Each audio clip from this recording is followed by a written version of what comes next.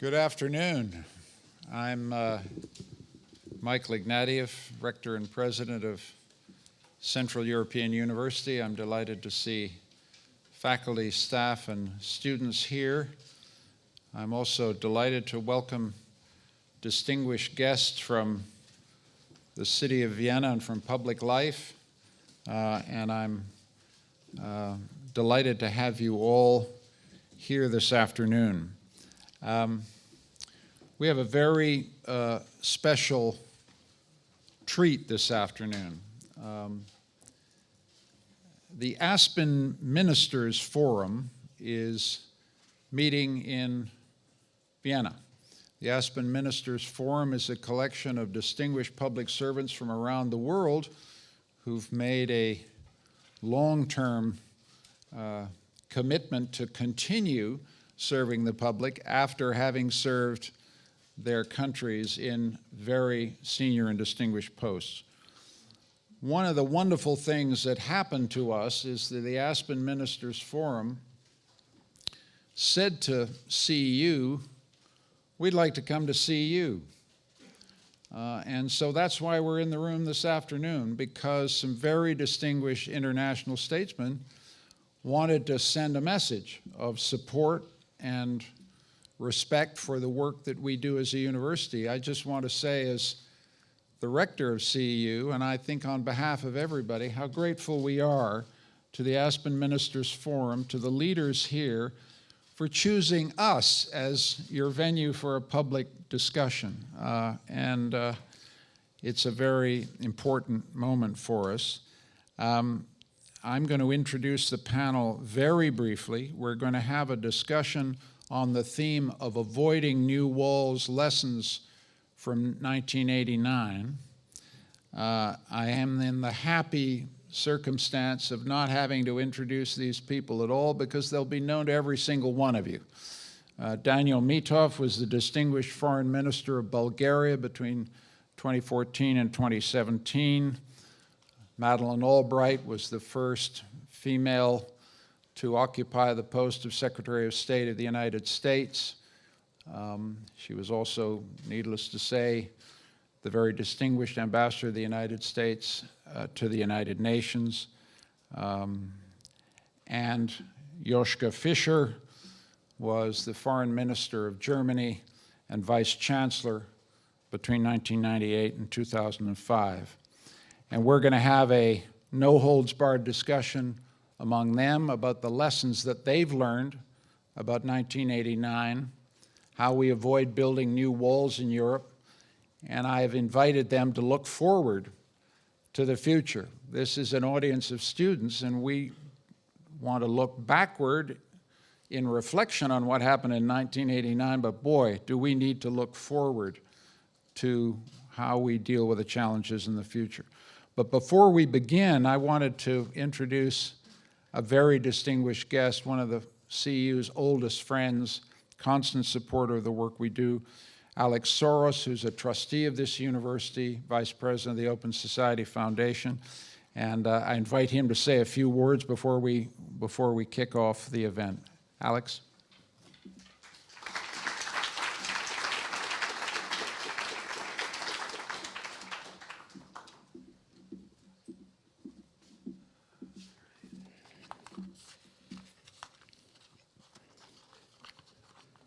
Good afternoon, everybody. It's really an honor to be here with you at CEU in Vienna. Rector Ignatieff, thank you for your steadfast leadership. You have kept this university together and kept it among the world's greatest, despite the immense challenges that you and all of us have had to go through. I could not think of a better place to convene a discussion on the lessons of 1989 than here at the CEU, to talk about the walls that came down 30 years ago and the new ones that are going up. I'm an American and a Hungarian and someone who spent much of his life in the United Kingdom. Sadly, this is a time when the President of the United States is determined to erect a needless and unpopular wall on our southern border, when Hungary has stretched a barbed wire barrier along its Serbian border to keep out refugees, whether they're real or imaginary. I think sometimes the imaginary ones seem to be more threatening. And when the United Kingdom itself may dissolve, creating walls in the form of new borders. But there's an obvious other metaphorical wall, even closer to home, and that was the wall erected by Viktor Orban to keep out academic freedom from Hungary itself.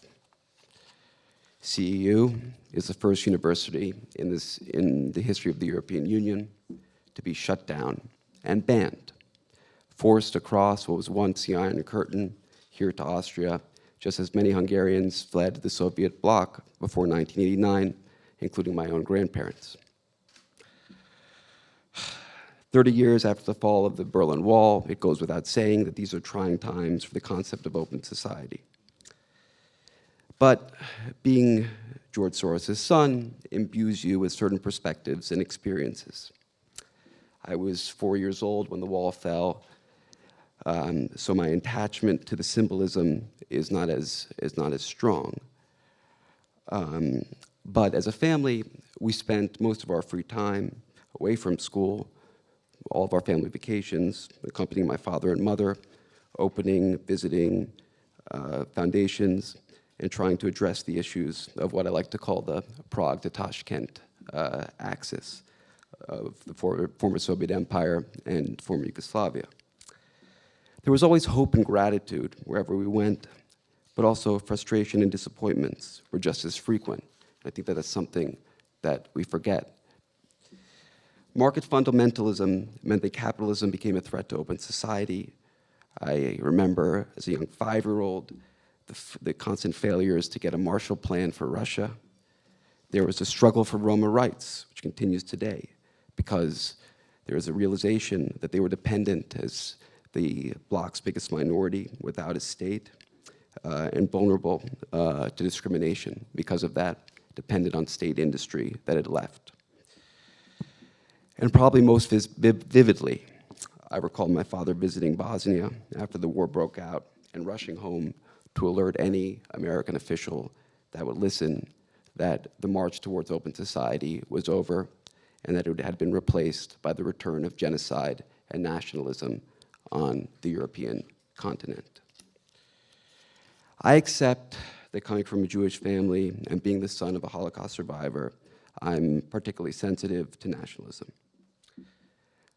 But in the wake of recent anti-Semitic attacks, I think it's important to say that this didn't start with Viktor Orban. It started from the beginning. The idea that somehow nation states with histories of heinous ethnic violence could be part of a new Europe was a great challenge, a huge endeavor. It needed resources, and the creation of Central European University was part of this endeavor, as well as the network of foundations, which my father created in the region. I don't bring this up to reaffirm a commitment to a utopian ideal. Rather, it is to say that open society can still win, that we can avoid new walls so long as we are open to new opportunities and avenues of engagement and to fight the new threats to open society with the new tactics available for us. And we have in particular 2 special guests here who have spent their lives tearing down walls, and we are eager to hear from them. As Rector Ignatieff noted, each year, Madeleine Albright and the Aspen Ministers Forum can choose any city in the world as their venue. This year, they chose Vienna specifically to be here in solidarity with CEU and to take up these difficult questions. I would like to thank them personally and on behalf of my father, who couldn't be here, for being here and for doing that. Secretary Albright was no ordinary Secretary of State. She's an accomplished academic and a scholar and a true critical thinker. She's always willing to revisit her own views and assumptions in light of changing circumstances like the ones that face us today. If there's one thing I've encountered a lot in my life, it's statesmen and professors, and I can attest that that is truly a rare quality. No offense to any of the professors in the audience. It is also an honor to have Joschka Fischer here. Growing up, he was an icon to me. I believe his speech in the year 2000 at Humboldt University and actions thereafter still remain as ambitious and realistic a framework for the future of the European project today.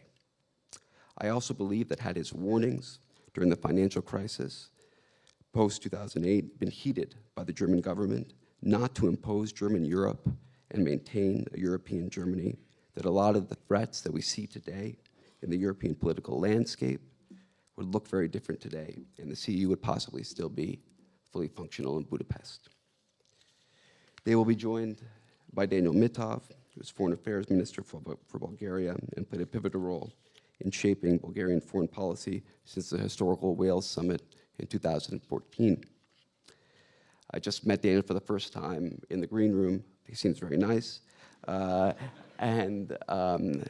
I can't wax as poetic on him as Madeleine and Joschka, but I'll be listening most eagerly to your comments. So, ladies and gentlemen, just let's give a big thank you for them for being here, for traveling here, and for this amazing panel. And thank you all for having me as well.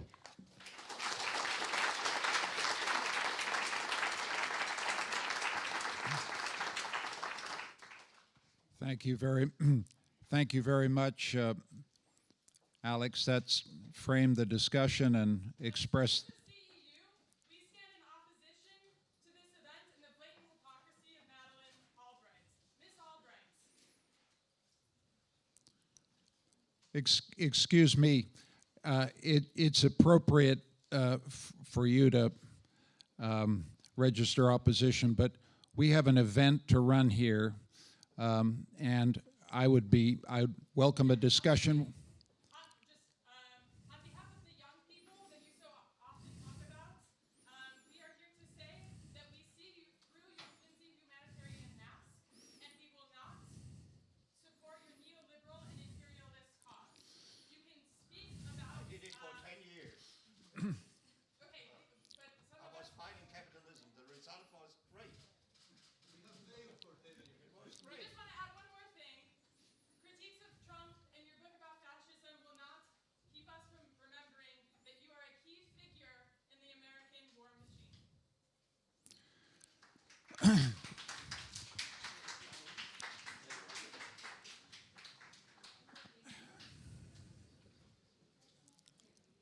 They just want to go drink beer.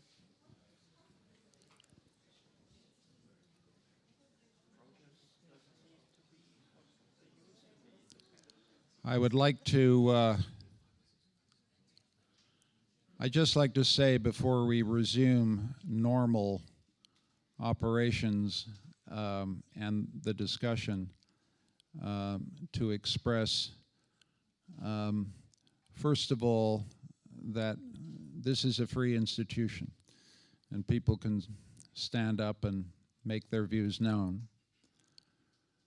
The fact that they have walked out without listening seems to me to be a violation of the deepest commitments of this university. The fact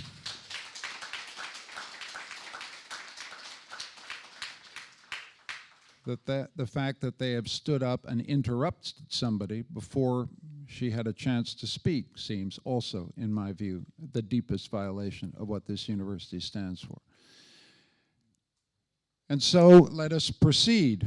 I leave to Secretary Albright, who's an experienced public statesman, to decide whether she replies or not. In my view, she's under no obligation to reply whatever.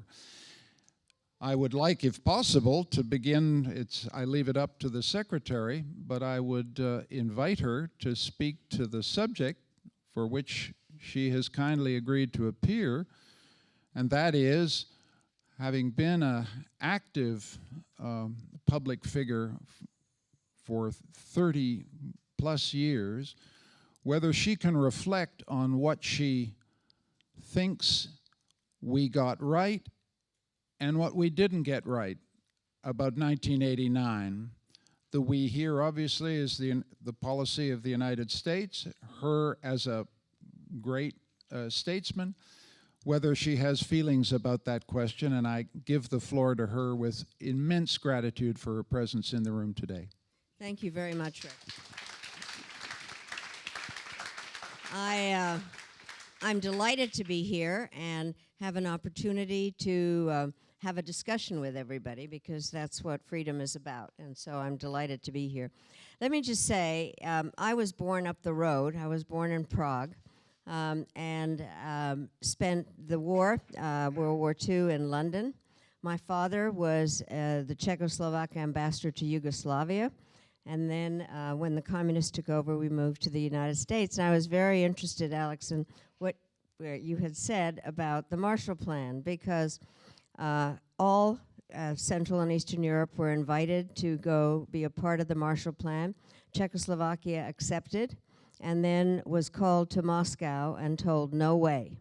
And my father was the chief of staff to Jan Masaryk, who was the foreign minister, when he came back from Moscow, and he said, "I now recognize that I'm not the foreign minister, because we are not a sovereign country." And I think that was really the beginning of seeing what it meant to be behind the Iron Curtain. And so I grew up kind of thinking about what all the things were that had happened in this part of the world. By the way, I was the perfect daughter, and so I always did whatever my father was studying. And so I wrote my thesis at Wellesley on a man called Zdeněk Fierlinger, who was known as a fellow traveler. And while the communists actually won the election in 1946 in Czechoslovakia, he helped to make sure that the coalition government ultimately welcomed the communists. I wrote my dissertation on the Czechoslovak press in 1968, the Prague Spring. I wrote a book about the Solidarity Press, and so I have spent my whole life studying Central and Eastern Europe and trying to sort out how what happened really happened. And so it was with great joy that I saw 1989. What was interesting, by the way, as a Czechoslovak American, as the Hungarian 1956 happened, and then the Poles had revolutions every 10 years, and people would say, "What's the matter with your people? The Czechs never do anything." And so there was a sense of great pride, I had to say, when the students, and we've just celebrated that November 17th, the anniversary of the Velvet Revolution, and Václav Havel coming into office. And so there really was a sense that a corner had been turned, and that this part of the world was going to be able to operate with the kind of governments that they wanted. And I have to say that in my various roles, I have welcomed the growth of freedom in this part of the world, and then had looked at it, I think, with some sadness recently in terms of the things that we've been seeing, and especially what happened in Hungary, I think, very much. And so I've spent a lot of time here beyond, I won't go through all the details, but have studied a lot, and I have been trying to figure out what went wrong, because there was an incredible sense of euphoria about everything. There was a sense that everybody was on the right road. I think there was a desire in certainly in the United States and in Western Europe to try to be helpful to the changes that were happening. And so trying to figure out why there has been such a rise of hyper-nationalism, of a sense of not knowing what directions people need to go in. And I really think that Hungary is the best example of the worst. I met Viktor Orban in 1986. He was everybody's favorite dissident, and trying to figure out what really did go wrong with him. I think, in trying to be fair about things, is that we expected, those that studied the situation, that once you had the opportunity of democracy, that it would just be kind of picked up and it would really work and it wouldn't be that hard. Also, to be a complete Czechoslovak chauvinist, Czechoslovakia was the only democracy in the interwar period, and that there really would be a sense that they knew what they were going to be doing.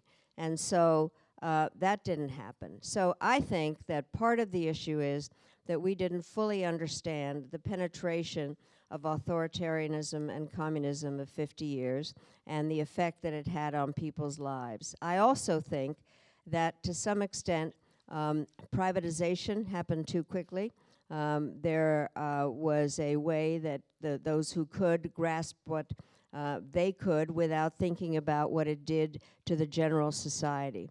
And I think that also that we in the West spent too much time dealing with the elites, the most interesting people, and all kinds of people that were parts of conferences and didn't think about what, and I never know what the right adjective is, how ordinary people lived. And that while communism may have been terrible, they in fact did have jobs. They had some real entrance into an educational system and a health system, and that we truly didn't understand how hard it was, and that this was going to be magical. And so those are the things I think we now have to figure out what is going on. I do think also, and I have talked about this in other settings, is that there are two mega trends that are taking place, and their downside. One megatrend is globalization, and we've all benefited from globalization, but it is also faceless. And so people want to know what their identity is, their religious or linguistic, ethnic in many ways, and that's fine. I think we're all entitled to do that. It's just that when my identity hates your identity, it becomes nationalism, and hyper-nationalism is very dangerous. So that is one megatrend. The other one is technology, which has really helped people incredibly. I often talk about the Kenyan woman farmer who no longer has to spend a lot of time walking to pay her bills. She can do it now with a mobile phone, and she's able to start a business or have an education. The downside of it is separated voices, disaggregated voices. And so people get their information through echo chambers. They don't quite know how to really push in order to organize themselves. And so I think that has been the downside. And we are now dealing in a world that has technology that is not always dedicated to helping. We have democracies that are not delivering. And I think we're living in a very complex time. I have always gone back to look over what I've done wrong. And I do think that, in fact, we were too, I think in some ways, blinded to the fact that the wall had come down and that all these revolutions had happened and that the people we met were dedicated Democrats with a small d, and all of a sudden something else happened. Thank you, Secretary Albright, for getting us right to the issues. You raised some key ones about the impact of digitization, the digital economy, the new technologies. I think that's an under-discussed element of the ambiguous legacy of 1989. But I wanted to go right away to Joschka Fischer, and if I can just give him a helpful prompt. One of the ways in which one of the distinctive features of your country is that the line between East and West passed right through the heartland of a great nation. And 30 years on, one thing you might say is that the eastern part of your country remains East Germany in a way that's entirely unexpected. It's not what was supposed to happen. You may not want to take that theme up, but it is one theme I'd like to discuss because it's not often we have someone of your expertise in the room, and I'd love to hear you on that subject, but I don't want to, I want to give you free rein to start with an opening comment. Well, a few weeks after the wall came down by sheer chance, I was in D.C. And there I met, I've forgotten the name, I met an American. We talked about unification, how fast it will go, and what will happen. And he looked very skeptical at me and said, well, after the Civil War, we needed 100 years to reach the moment of the civil rights movement. I will never forget that. It needed a long time, but on the other side, let's face it, 1989 and the decades since then is a great success story. If you look to Eastern Europe, even if you look to the Western Balkans, it's a huge success story. And I think Europe is a bad salesman. The transfers the European Union made to improve the economic conditions, to improve the society, the infrastructure, whatever, in Eastern and Southeastern Europe is tremendous. All the resources coming from Brussels, starting with the Common Agriculture Policy, the regional funds, the cohesion funds. And it's not only money for members, but also for candidate countries. We are bad in selling that and making a powerful mission statement out of that. I think the solidarity between East and West is really a success story. When I look back what went wrong, I would say compared to the generation of 1945, the generation of 1989 didn't have the courage and the perspective to understand that this is the moment to create a new world order. Because with the collapse of the Soviet Union, with the collapse of the Iron Curtain, it was quite clear that the world order, which was a result of de facto 2 world wars, definitely of the Second World War, wouldn't exist any longer. I think in an ironic way, the most serious blow the Soviet Union made against was its disappearance. I asked myself, why was nationalism coming back? Why? I mean, maybe my country is peculiar, but if you are a little bit educated about German history, you could see the country was almost completely destroyed by the most extreme form of nationalism, by the Nazis. It was morally almost completely destroyed by being responsible for the Holocaust and terrible war crimes in East and West. So how can people think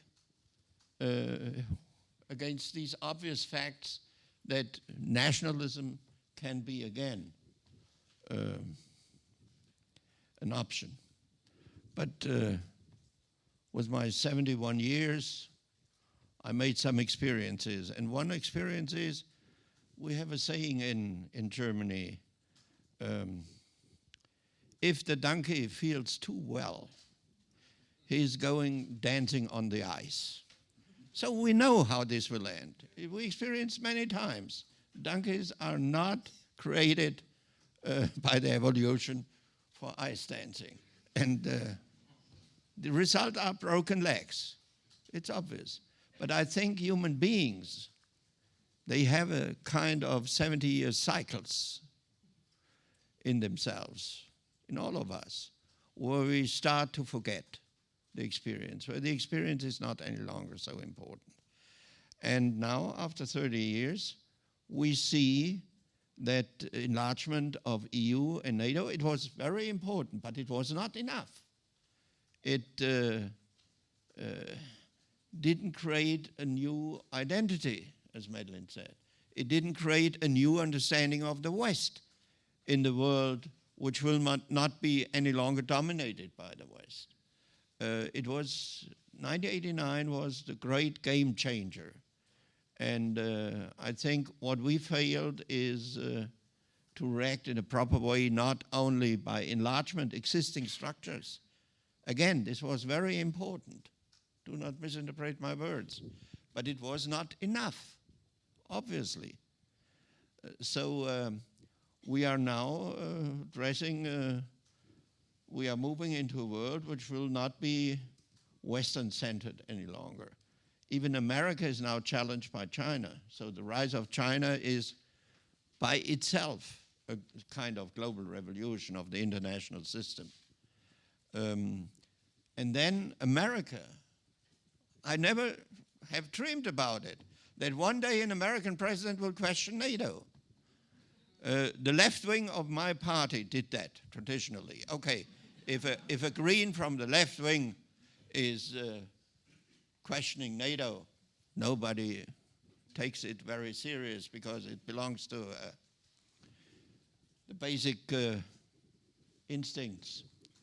But an American president, if you would have asked me in 1989 whether there will be an American president who will questioning NATO, I would have said, what have you drunk? Because I would never have thought that this is realistic, but it's now a matter of fact. And allow me to say that Trump is a revolution, a real revolution. Whether he understands that or not doesn't matter. He is the most powerful man on earth as American president. And what America does or does not is extremely relevant. So here we are. And the third is a new digital world is emerging. These are consequences of 1989. I didn't mention Brexit. I asked myself, Fischer, do you believe that the Brits would have voted for the Brexit if the Soviet Union still would exist? My answer is no. So, with the disappearance of the enemy of outside, people, or some people, started to look for the enemy from inside. So they digged in the old graveyards of nationalism and brought back this nationalist ideology. I think we underestimated that. And by the way, the war machine, we have met us in the war machine. My 51st birthday, it was right at the top of the Kosovo War, April the 12th, 1989. I was sitting in the NAC, in the North Atlantic Council, in the midst of a war. I confess I had some serious problems not to burst out in laughter because it was a highly ironic situation for me. But why did NATO went to war in Kosovo? We didn't act much too long in Bosnia. Innocent people were murdered, slaughtered. Innocent women were mass raped. And this was only one war. And this breaking up of Yugoslavia ended in great human catastrophes. So the Europeans were not able to act by themselves. Then President Chirac wanted to do it. But we didn't have the capabilities. Without the US, it was impossible. And in the US, it was highly, highly disputed. So it was Madeleine Albright who was a driving force. And you should be proud about that. Because I think you ended an endless bloodshed. We went not to war for national glory or for new territories or whatever. We went to war against the greater Serbian nationalism because this had to be stopped. That's a matter of fact. So, and there we met, and since then we are close friends. So, the end of the Cold War created also new friendships, as I've seen, Madeleine. And so we shouldn't be too negative. We shouldn't be too pessimistic about that. At the end, I think what we need is time. look to your neighbor Hungary. They are still struggling with Trianon 100 years ago. They are still struggling with that. Or our Polish friends, they are still traumatized by their geopolitical situation. Germany at the west, Russia at the east. They are still struggling. And, but on the other side, I see also the progress. For me, the last European election was a big defeat for Viktor Orban. So relax, cool down. We have to stick to our principles, and time will play a very important role. So I'm pretty optimistic. Thank you. There are many things we will all remember from both of these opening remarks. One of them we'll remember is the image of donkeys skating on the ice. Now, what distinguishes our third participant, of course, is that he was, I think, a young boy in 1989, and so his perspective is of necessity different and equally interesting. That is, you've lived your conscious political life in a new world.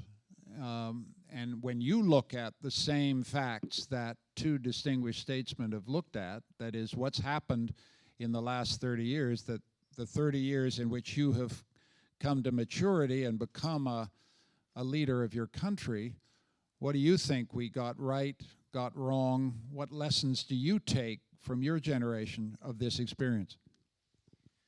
Well, first, let me thank you all for the invitation and for the possibility and to be in such a distinguished company. Indeed, I was 11 when the wall fell. But since I come from a highly, let's say, politicized family, there was this period was filled with expectations, with anticipation, with a lot of hope. First in the family, but then on the streets of Sofia. The biggest rallies, political rallies I have seen, the biggest joy, mass joy I have seen in Bulgaria was in those times. And even if I was a child, essentially, that is imprinted in my memory like it has happened yesterday.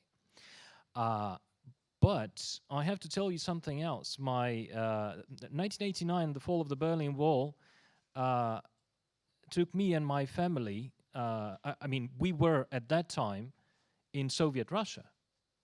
We were not in Bulgaria because my father, my family in general, was considered ideologically unreliable for the regime.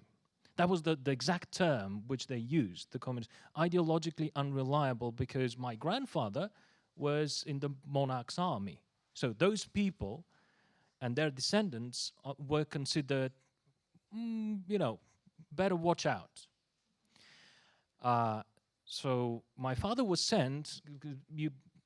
Also, those of you who have studied the communist regimes, and especially Bulgaria, you know that you couldn't find a job. In the communist regime, you don't find a job. The jobs finds you. The local party committee is basically giving you a job. They appoint you to a certain spot. And my father was initially he's not among us anymore, unfortunately, but he was a teacher. He was a biology teacher, and then all of a sudden they decided that because of his unreliability, he needs to be sent to one of the coldest regions in Russia, Komi, which is between Karelia and Siberia and the Ural Mountain in the middle, as a lumberjack. There was a wood industry that was, and I lived there for quite a while, and I can say that when we learned in the family that the Berlin Wall fell and the communism is over in Bulgaria, the first thing my father did was to load me and my brother on a plane and send us back to Bulgaria. Because we don't know, we didn't know at the time whether the Soviet Union will hold on or not. And they came back, and I remember the happiness and the rallies on the street and the hope. Joschka said correctly that the Soviet Union fell apart and basically was absolutely right to say that the UK wouldn't vote to secede from the European Union if the Soviet Union was still alive. But I would say that the Soviet Union still lives in the heads of a lot of people, in not only in my country, but in Eastern Europe in general. So it's a matter of generation. What we learned, both on national level and on, let's say, on a little bit more of a global scale, I'll try to synthesize very quickly. So first, when it comes to the former communist countries, the first thing we learned is that we had to dismantle way better, and some of us didn't. We had to dismantle way better, way more efficiently the former state security apparatus.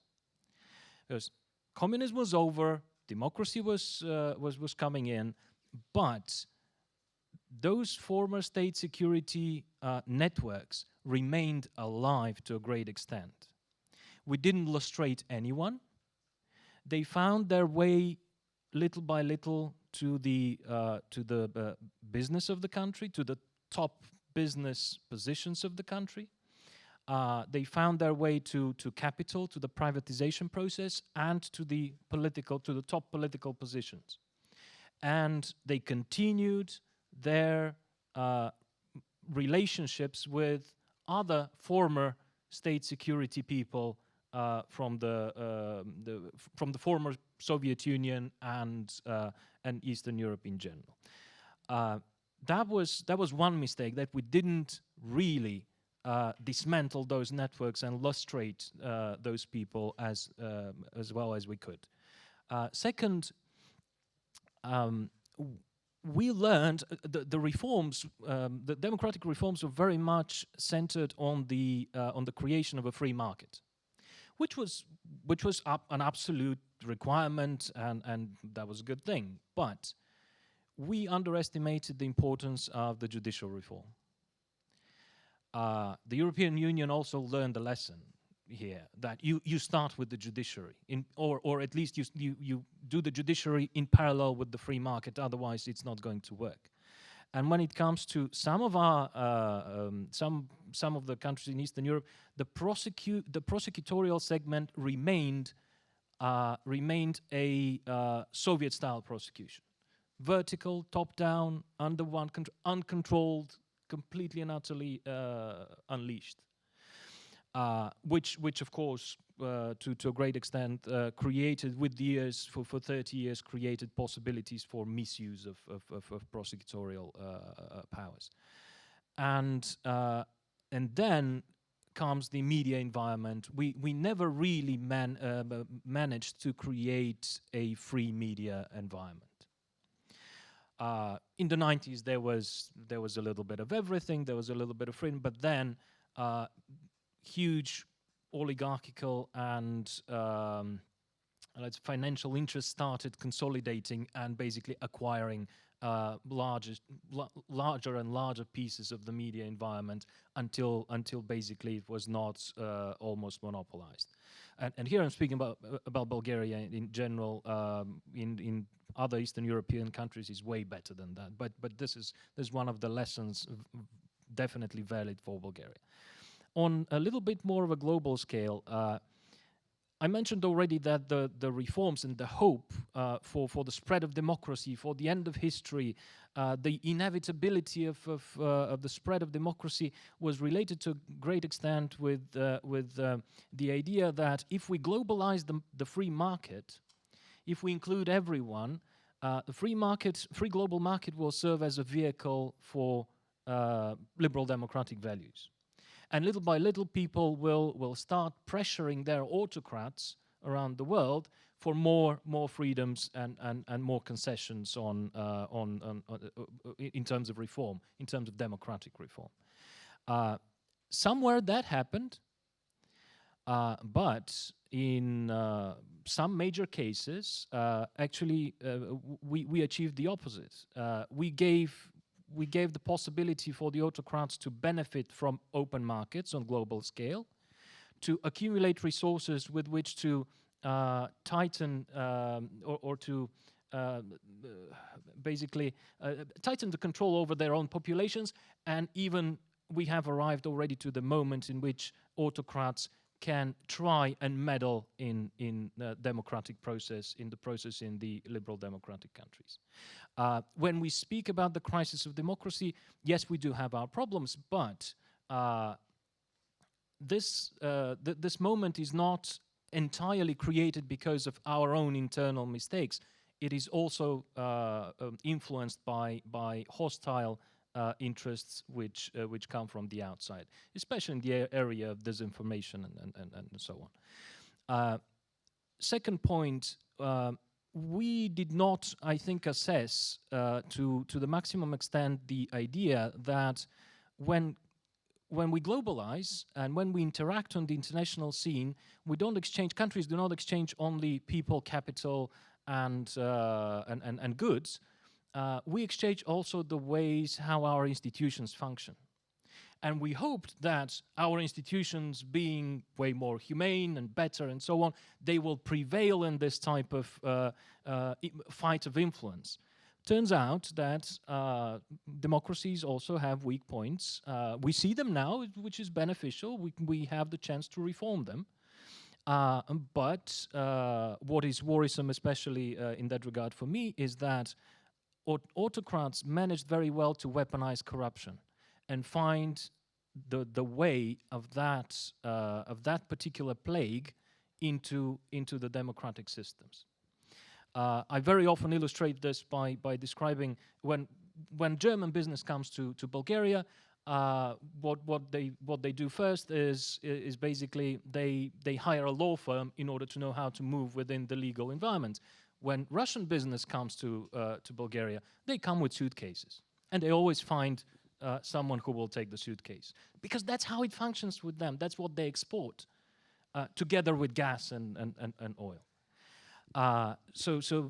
This is the other point. And just to confirm and reiterate what Secretary Albright was saying about technology, we live in a Gutenberg moment. We live in a very changing.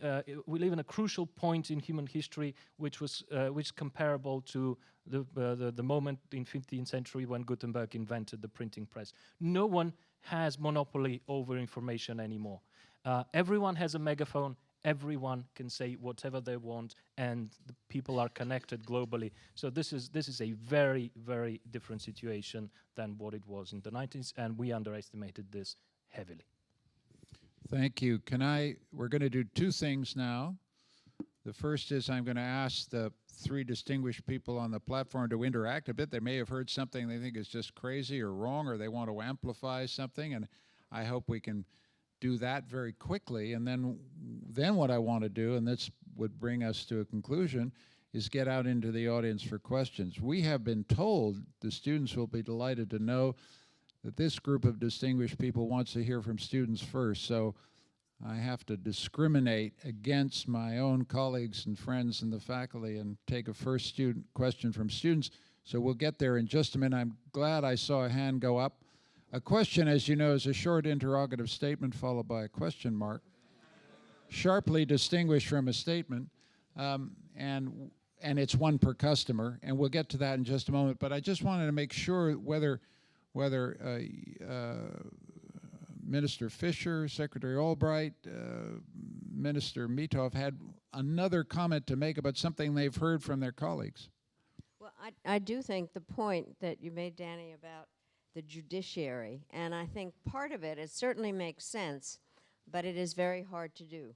And partially because there were not, in any of the places, kind of trained legal experts that were willing to and were capable of taking the spots right away, despite the fact that it seems to make the most sense. And I do think that it's to a general point that while it may have looked that people were prepared for the wall to come down and for changes, in terms of the things that were really needed, I think that they hadn't kind of focused on it. They had on the press, and I speak to that from my writings on how they thought the press should work, but the bottom line is I think the combination of the legal system and the other thing that you said earlier about the police or the security system made it very complicated. For me, in watching the people that I got to know, I don't know how anybody knew whom to trust,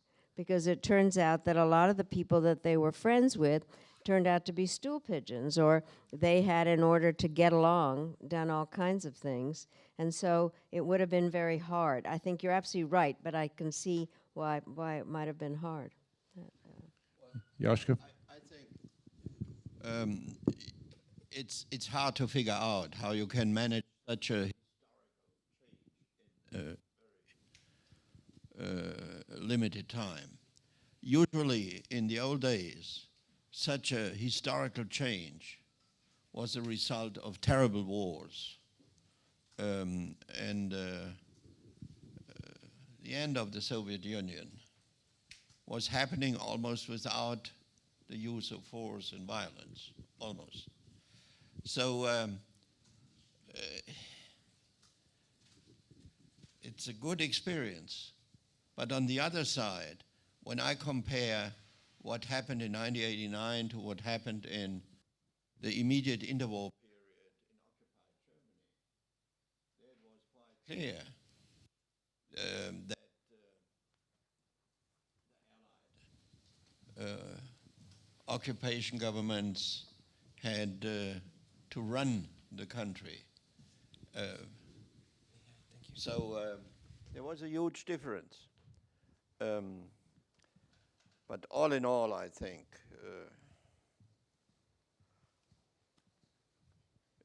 it was happening in the right way, and there NATO and especially EU played an important role to guide the new member states. And even today, we have the discussion about the role of the judiciary in a very different way in Poland. There, the judiciary is under attack by neo-nationalist political forces. And the EU is playing an important role to limit the negative consequences. Same in Hungary. So we should be also grateful about the power of the existing transnational institutions. It played a very important role. And not to forget the integration in the security field. I mean, in Europe, it was always the threat that the old order of intra-European conflict can come back. I don't have to explain to you the realities in the Western Balkans. But suddenly you thought we are back in the period immediately before First World War I, when Yugoslavia started to collapse and to disintegrate. It was not only Yugoslavia. And the real alarming fact about Macedonia was that we are going back to the Balkan Wars, 1912-13, with the drawing in the Albanians, the Serbs, the Bulgarians, and Greece. It was a real option. So from that point of view, I think it went all in all pretty well. We cannot change the fundamentals. I mean, Germany, we have this debate. It had to be a high-speed transformation. Why? Because you never knew whether the next morning the president of the Soviet Union will be still Mikhail Gorbachev. or whether he will be gone and the door would be closed again. Then we would sit here and talk about a missed opportunity. So this enormous time pressure created a certain also bad feelings. We experienced that in East Germany.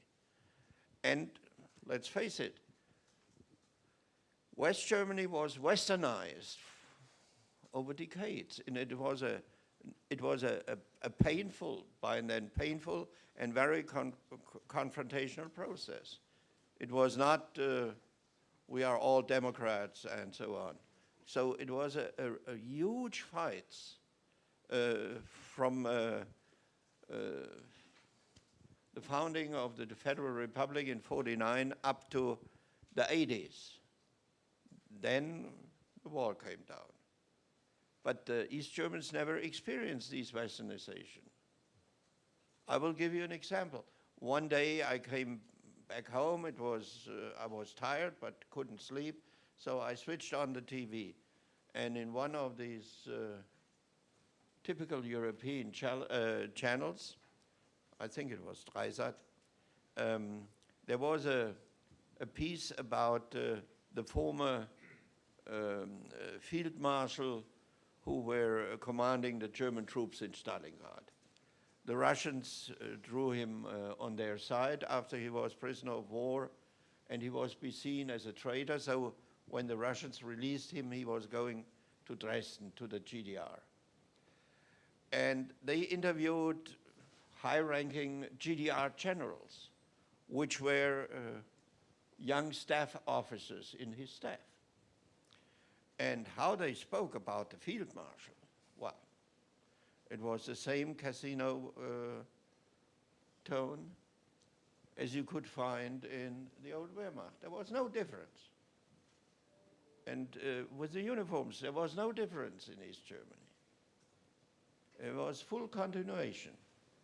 And I think this difference between East and West is extremely important, that we went through a kind of organic transformation, and the East was forced under the time pressure into an immediate jump into a new world.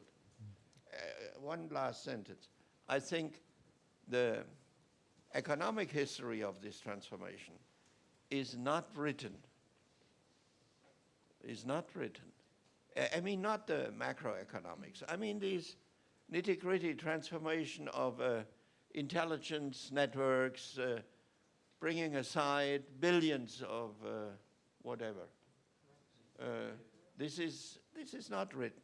I think this is an opportunity for young students to do that. There you are. Because it will be an extremely interesting story. It's a good direction to look into, and we know already a lot, but we need to put it on paper. You're absolutely right. So there you are. You've just got a dozen master's and PhD theses for free. The economic history of the transformation in 1989, the secret history, the corruption history, the inward investment flow history, the restructuring of the economy history, the social distribution consequences of economic growth. Boy, you got a lifetime of work ahead of you, folks. Let's now do the second part, concluding part of this. The event is going to conclude sharply at 3:30, so we have about 25 minutes. And as I said earlier, we got a question from students. I saw a hand go up right there, and I will try to get around a question here, and wait for the microphone if you can, so that we can all hear the question. Great, thank you very much. And okay, fire away. All right, great. Well, Mrs. Albright, Mr. Fischer, Mr. Mitov, thanks a lot for participating. So I have a question about NATO. I was hoping each of you could talk a little bit about how NATO's rationale, its mission, changed over time. So maybe Mr. Fischer, if you could talk about how NATO, why it didn't cease to exist after '89, how it developed. Maybe Mrs. Albright, if you could continue talking about how NATO evolved in the late '90s and onwards with expansion. And then Mr. Mitov, if you could talk a bit about some more current trends, especially in light of Mr. Mitov's comment, which was interesting, that the Soviet Union is still alive in the minds of Eastern Europeans. If you could each maybe provide a little bit of critical input in that context. Is it alive in the minds of other Europeans, Americans as well? Okay. Any attempt to direct these guys is bound to fail, but I admire your courage for trying. Let's do the NATO question right away. I think what we may then do is accumulate a bunch of questions so we get as many as possible. Why don't we talk very briefly about NATO? Well, let me just say the following thing, having been there when NATO expanded, and partially trying to see what happened when the Soviet Union fell apart. I think that NATO is clearly the most powerful military and political alliance in the history of the world, and the question is what its mandate was with the fall of the Soviet Union, and I believe that it continues to be an alliance of those that understand that there needs to be collective action when terrible things happen somewhere else. And what really did happen for a long time was that NATO was active out of area, and the Balkans was out of area, Afghanistan was out of area, and that while people talk about 2% of a budget, it should be 100% for democracy, because it also was a political alliance that people kind of forgot about. And since I was there when it expanded, one of the things that we did talk about, and I spoke with Yeltsin myself, about the fact that it was no longer against the Soviet Union, but it was this alliance, and they at some stage were welcome to take part in it if they met the criteria. So I think it continues to play an important role. It is trying to figure out what its role is now vis-a-vis in area because of what the Russians have done, and also because of cyber threats and a whole host of other issues which are kind of known as gray zone, what happens in space, and they are looking for new mandates. But part of what happened is countries wanted to be a part of NATO, and while there is criticism for the expansion, I asked people to think about what would have happened if the countries between Germany and Russia were not a member of some kind of an organization that supported democratic cooperation. I think the biggest advantage of NATO, beyond keeping the Russians out, that all the intentions to move further to the west were blocked, was that NATO really changed the traditional European power politics. Europe usually had three major challenges in power politics. It was the open flank to the east and the trouble with the center, because since German unification in 1871, there was a problem of a strong Germany with a very strong industrial apparatus and with hegemonial ambition. So this was all changed by NATO. Lord Ismay, British top general and first NATO General Secretary, said it: keep the Russians out, the Americans in, and the Germans down. Now, this is more or less correct. You wouldn't say today the Germans down, but to avoid a return of a German threat. Russia, the Soviet Union is gone, but Russia still exists. And there is a deep, deep rift between Russia and Europe. In Russia, the law must follow the power. In Europe, the power has to follow the law. That's the difference. And as long as Russia is following the traditional course, I think we will have a Russian security problem. whether we like it or not. I would like it to have it not, but it's a matter of fact. But to avoid this stepping back into traditional power politics in Europe is extremely important. So can NATO exist without the US? I doubt that. Is there a serious risk? Let's face it. From a European point of view, we are one tweet away from the end of NATO. So, on the one hand, we rely without any serious alternative on our American friends. On the other hand, we have to become stronger as Europeans because we live where we live.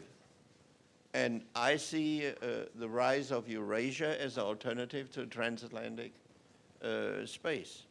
So hopefully our American friends will not abandon NATO. Daniel, a quick comment from you from the Bulgarian perspective. I'll try to be quick, even if this is a large topic and it is worth spending some time on it. But first, when I said the Soviet Union lives in the heads of a lot of people in Eastern Europe, what I meant was mainly not that those people want the Soviet Union back necessarily, but the attitude in public life, the level of participation and readiness to participate in civil society interaction is a Soviet-minded attitude for a lot of people. A lot of people approach this as politics is not for me, politics is for people there who do some type of dirty deals behind the scenes. We don't know, I don't want to have anything to do with this. I'm not going to vote because my vote doesn't count. I'm not going to participate in this rally or that rally. I'm not going to defend this cause or that cause because it doesn't matter. That's the problem with the Soviet Union being in the heads of some people. I very often, if there's someone grateful, extremely grateful for the enlargement of NATO and the European Union in this room, this is me. If that was not the case with Bulgaria and other countries, we would have been another, I'm not really sure, another Ukraine probably, or another Moldova in a very, very difficult situation. And I really sympathize with Ukraine and with Moldova right now. They don't know how to get out of this pressure which comes from the East. And we need to help them. And that is one of the missions of NATO nowadays, to help those countries who are under pressure and who want to be part of this military and political alliance, as Secretary Albright reminded us, because we very often forget this, that this is also an alliance of values.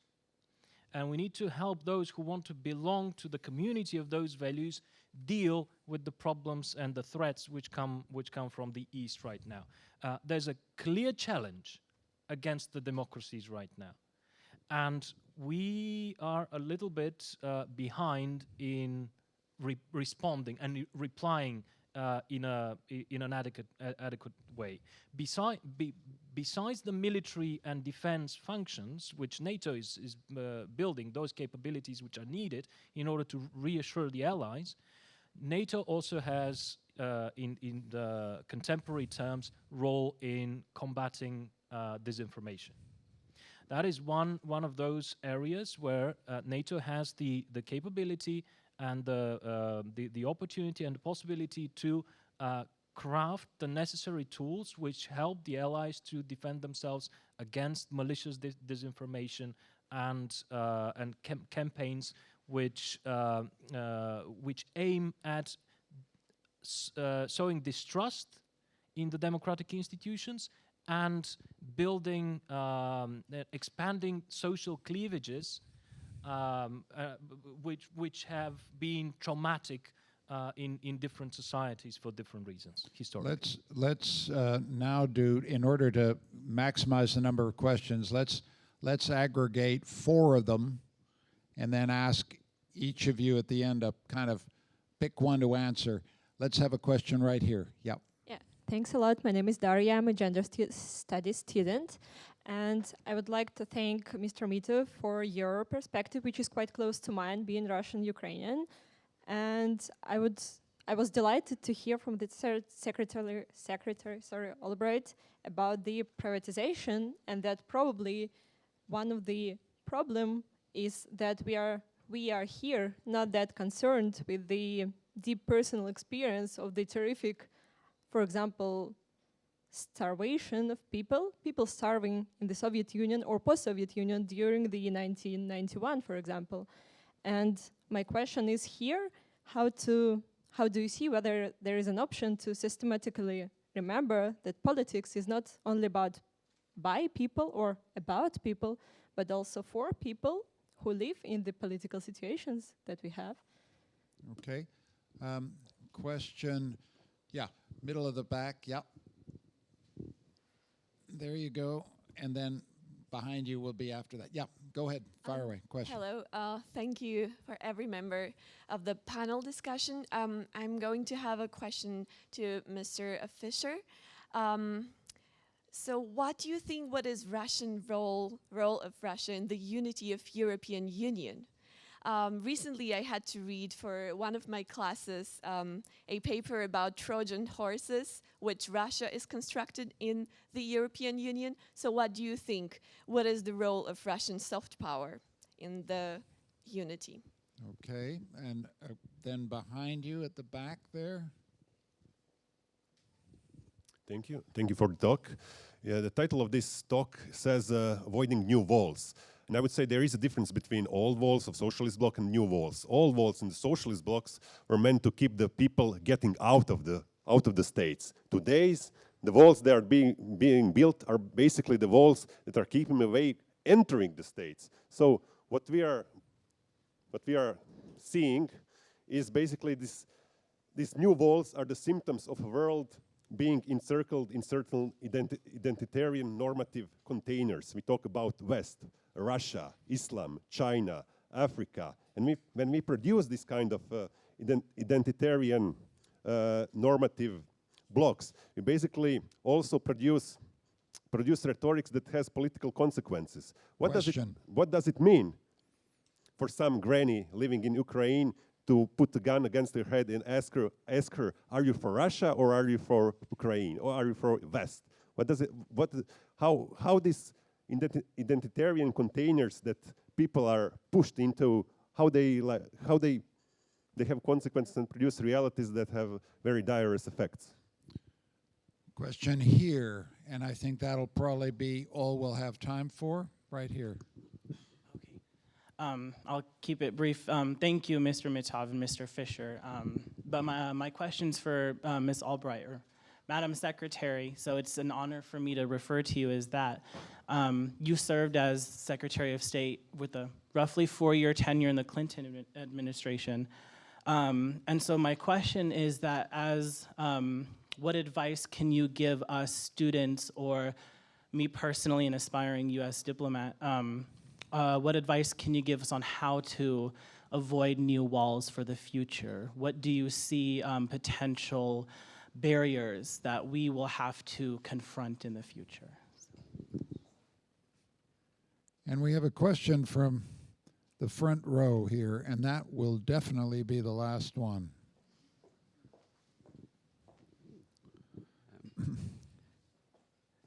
So I just had a question actually for Joschka regarding accession. And in 2000, you laid down a very bold proposal: accession as fast as possible, integration as fast as possible. And when I look at the work that we did at the at Open Society Foundation, it seemed that if we made one mistake, it was in this view that well, we never subscribed to an idea of the end of history. We subscribed to an idea that so long as all these countries could get into Europe, mission accomplished. And we literally did that. We spun off the foundations. We took money out of the region, and now we're going to have to put it.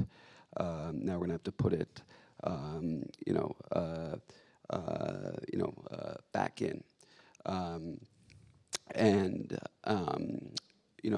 But the other thing that hasn't come up is the role of 2008 and Germany's and what happened to Europe and what happened to Germany then. And I wonder if you could speak to what you think these long-lasting damages have been from that for the region and for Europe as a whole. And I just also want to reassure you on NATO. Given Trump's unpopularity, NATO is more popular among the U.S. population than it's ever been. So I don't think the U.S. is leaving anytime soon. Okay, so we have questions about accession. We have accession questions about identitarian closure. We have a question about walls. We have another question that about Russia and Trojan horses. There we are. So let's go along the row very quickly. Summary comments, conclusions, because we're running the clock. Perhaps Joschka first, and then conclude. Very, very shortly. Europe. I think in the aftermath of the financial crisis, nobody in the Anglo-Saxon world believed that the EU will survive and the euro will survive. It did, with all the problems, which we have. But it survived. And if you look to the last European elections, it was a great success. It rejected the nationalism. And not only in one corner of the European Union, new member states, old member states, north and south, rich and poor, all the same. So I'm pretty optimistic. What we are now, the challenge we face is at the top, Donald Trump. Europe must become a power in a certain way, whether we like it or not. We must.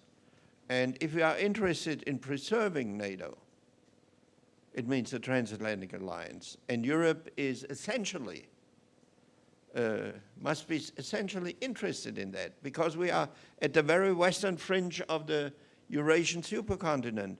China is knocking at our doors, and our internal problems, demographic problems, everybody knows that. So we need a strong transatlantic backing.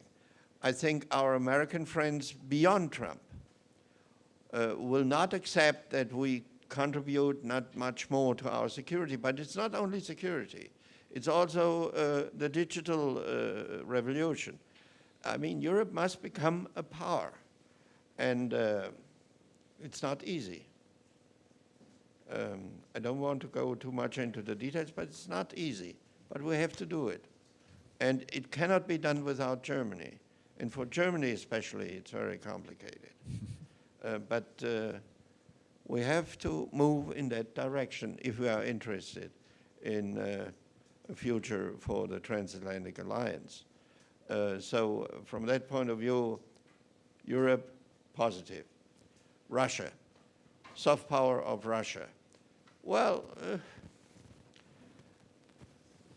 if Russia wants to increase its soft power, it's legitimate.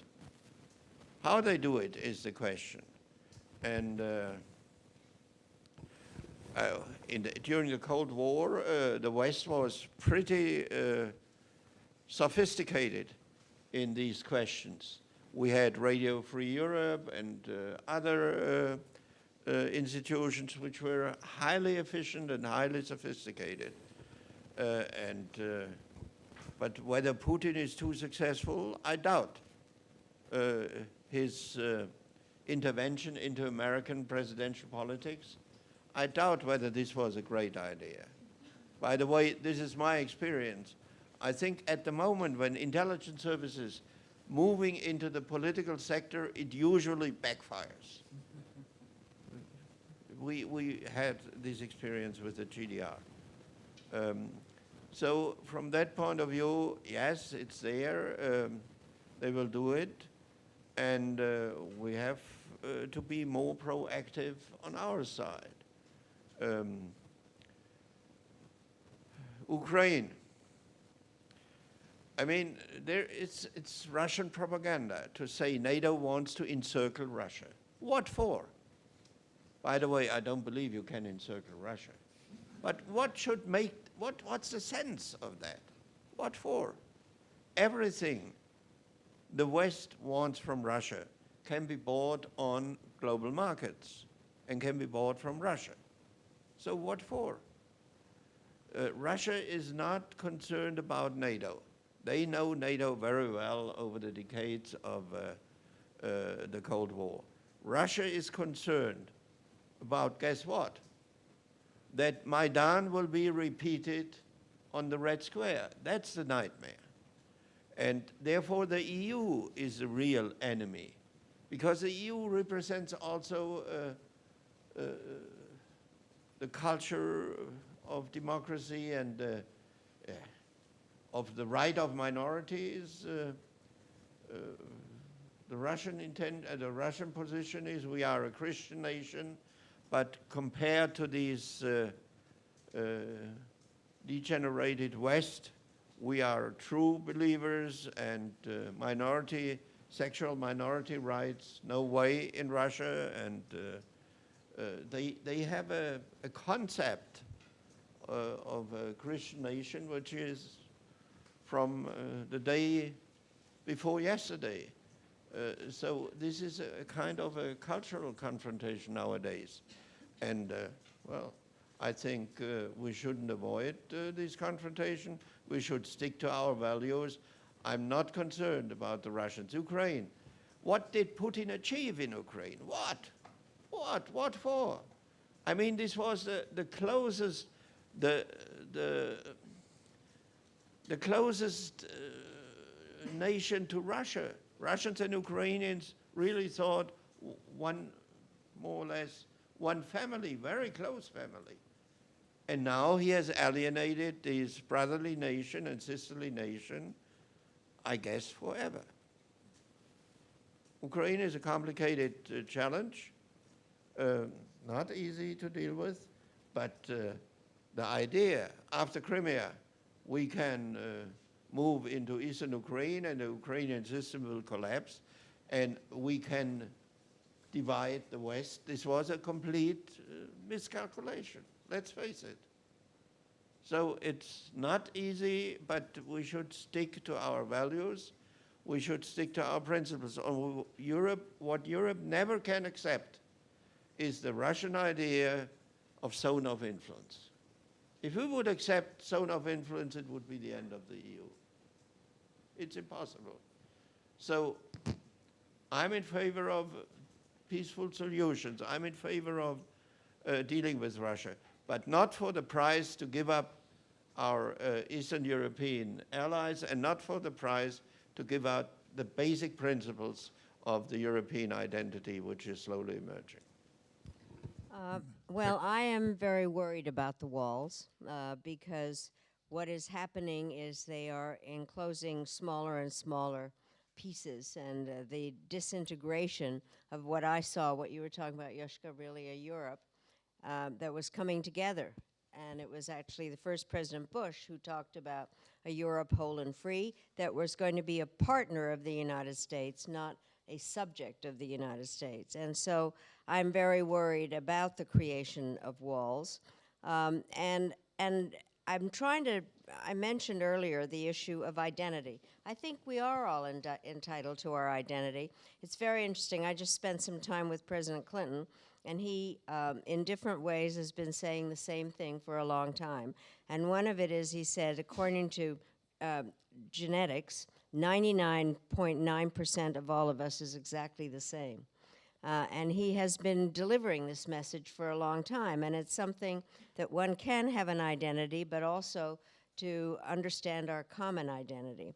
The thing that I was trying to get an image of, however, is that we all or most of us like to have gardens, and we do put fences around the gardens. The important part, though, is to have a gate in the fence and invite people over for barbecues, so that it is not a matter of keeping things out, but just kind of having something that you think is yours, but is open to others. Now, I was just in Berlin with some young students, and they asked me what was going to be the next wall. And I think the next wall is disinformation or information, that it is creating divisions among us. It is going to be harder to detect, and yet it is what is dividing us and really putting into people's heads that the other people are bad or every other thing. And so I think that we need to be very concerned about the building of a new wall. I am appalled at what is happening in the United States. I'm an immigrant in the United States, and I do believe that every country needs to be able to have an immigration policy. That is a sovereign right, but it has to be done in some way that is fair. And so I have said that the Statue of Liberty is weeping because it is, the message under it is being changed, and building walls to keep people out is, I think, un-American. So I think I am against walls. I might be for white picket fences with gates in them. Thank you. Daniel Mitov, final comment. Very quickly on Russia and the Trojan horses, we do have a problem, and we do need to realize that. But I'm not. I'm worried, but I'm not dramatically concerned, because as Minister Fischer was saying, we will survive this. Systems like what has been created right now in Russia, they don't survive. They can prolong for quite a while. They could be tough to change, but they inevitably fail, and we will see that. What Russia does today has two dimensions: internal and external. What kind of world Russia wants in order for Mr. Putin and the Kremlin to be a real world factor, because economically Russia doesn't qualify as one of the biggest players in the world. Politically also, but when it comes to a different world, if Russia manages to change the international settings, then they will have a better chance to be a significant player. And what I mean is, the European Union and NATO are a problem for Russia, because there are huge blocks of countries with common values who can stand together and defend certain type of principles. If we have a 19th century world where sovereignty, national sovereignty, stands as absolute top principle in the international relations, unquestioned principle, and all the rest, human rights, freedom of speech, rule of law, and so on, are under the carpet, not mentioned at all, don't play any role in the international relations, that's the world which Russia would like to see, where they... That's what they strive for. That's why they meddle. That's why they're trying to break the transatlantic bond. That's why they're trying in every possible way to see whether they can actually dismantle the European Union or get pieces out of there. They mainly use disinformation and let's say the acceleration of those internal social conflicts which I was mentioning earlier through social media. Right now, this is quite easy to do. That's one thing. And second, corruption. I was mentioning this as well. They operate according to, and you might laugh here, but that's actually something that is very real. They operate according to an old Bolshevik principle, which basically says there's no crime which a capitalist would not commit for $3 million. That's what they think. Now, that was said in 1917. $3 million now are quite more than that. But it's a different amount. But that's what they think of us. And they create that moral equivalency between their system and the liberal democracies, saying there's no such thing as freedom. There's no such thing as freedom of speech, freedom of choice. There's no such thing as democracy in general, as will of the people. You democracies are the same like us. You're corrupt like us, but you have, through the time, developed a sophisticated system of levers with which you manipulate your societies. And we're going to expose you. That's what they're trying to do, creating those type of false equivalencies, which are for sure recognized, and there are sympathizers of that narrative in Europe as well. And through a certain amount of capital, you can achieve a lot with some political parties, with some non-governmental organizations, and so on. But that's a false narrative, and it will fall short in time with. Secretary Albright wanted to have one word.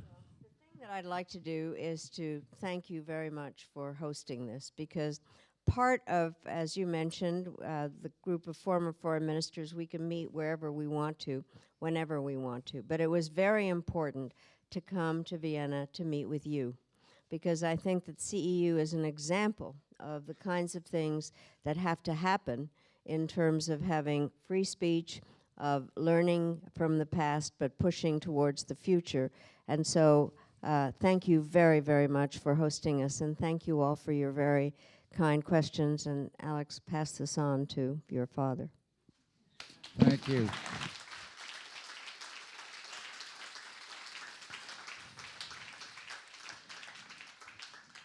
That's a better conclusion than I could possibly venture. I want to conclude with one comic moment. The last thing travelers want is to have a heavier suitcase. And I'm about to make their suitcases heavier. But it's our way as a research-intensive university of thanking each participant. We did a very searching book called Rethinking Open Society, which is really rethinking the legacy of '89. We've also done some very serious work on what academic freedom means in the 21st century. So we're loading up your suitcases, but I hope when you receive these clumsy, heavy gifts, you'll go back home remembering just how deeply grateful CEU was for your presence here today. Thank you so much.